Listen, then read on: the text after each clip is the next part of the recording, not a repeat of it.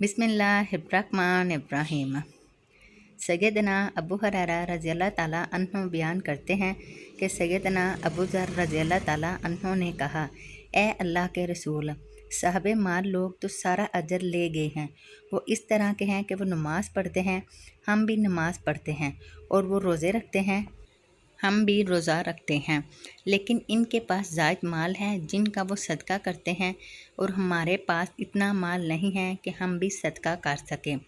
रसूल अल्लाह सल्लल्लाहु अलैहि वसल्लम ने फरमाया, क्या मैं ऐसे कलमात की तरफ तेरी रहनुमाई ना कर दूं कि जब तू इन पर अमल करेगा तो तू सबकत ले जाने वालों को पा लेगा, और तेरे मकाम को कोई भी नहीं पा सकेगा मगर वो जो तेरे अमल की तरह का अमल करेगा। मैंने कहा, क्यों नहीं ए अल्लाह के रसूल? आप सल्लल्लाहु अलैहि वसल्लम ने फरमाया, तूने हर नमाज के बाद 33 मरतबा अल्लाह अकबर, 33 मरतबा सुबहान अल्लाह और 33 मरतबा अल्हम्दुलिल्लाह कहना है, और इस दुआ के साथ इसको ख़त्म करना है, ला इलाहा इल्लल्लाहु वहदहु ला शरीका लहु लाहुल मुल्कु व लहुल हम्दु व हुवा अला कुल्लि शैइन कदीर। एक रवायत में है, तूने हर नमाज के बाद 33 मरतबा सुबहान अल्लाह, 33 मरतबा अल्हम्दुलिल्लाह और 34 मरतबा अल्लाह अकबर कहना है। मुस्नद अहमद, हदीस नंबर 1862।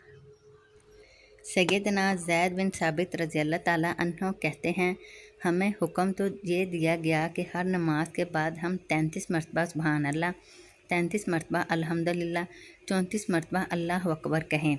लेकिन एक इंसारी को ख्वाब आया और इससे ख्वाब में पूछा गया, क्या तुम्हें रसूल अल्लाह सल्लल्लाहु अलैहि वसल्लम ने हुक्म दिया है कि तुम हर नमाज के बाद इतनी इतनी दफ़ा सुबहान अल्लाह और दूसरे अज़कार कहो? इसने ख्वाब में जवाब दिया, जी हाँ।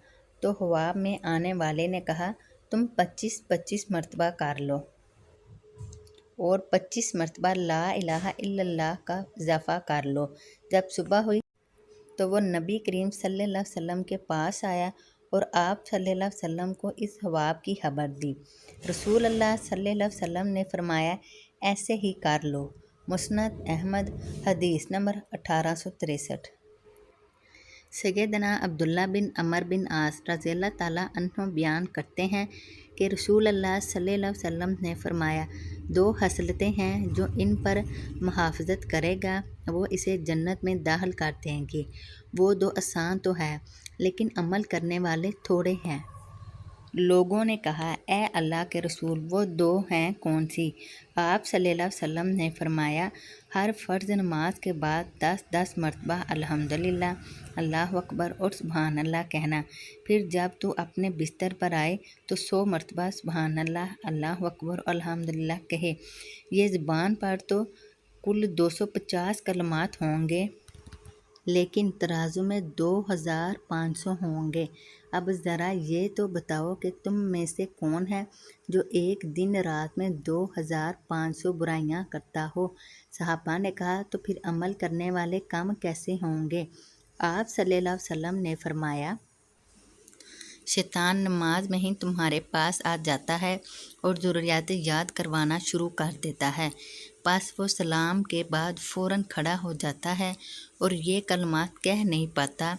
इसी तरह वह रात को सोते वक़्त भी आ जाता है और इस ज़िक्र से पहले ही इसे सुला देता है, बस वो ये कलमात नहीं कह पाता। रावी कहता है, मैंने देखा कि रसूल अल्लाह सल्लल्लाहु अलैहि वसल्लम अपने हाथ से इनको शुमार करते थे। मुस्नद अहमद, हदीस नंबर 1864।